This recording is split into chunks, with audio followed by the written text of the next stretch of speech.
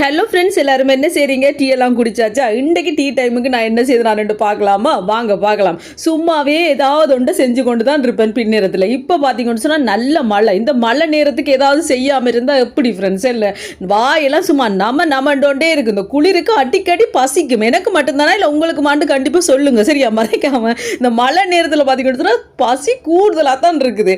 இன்றைக்கு என்ன செய்தேன் சொல்லி பார்த்தீங்கன்னா, இந்த முட்டை ரொட்டி இது ஏற்கனவே நான் செய்திருக்கிறேன். இது இந்த சப்பாத்திமா இருந்துச்சா ஃப்ரெண்ட்ஸ்? நேற்று சப்பாத்தி தான் வாங்கிட்டு வந்தாங்க. நைட் சப்பாத்தியும் சாம்பார் தான்.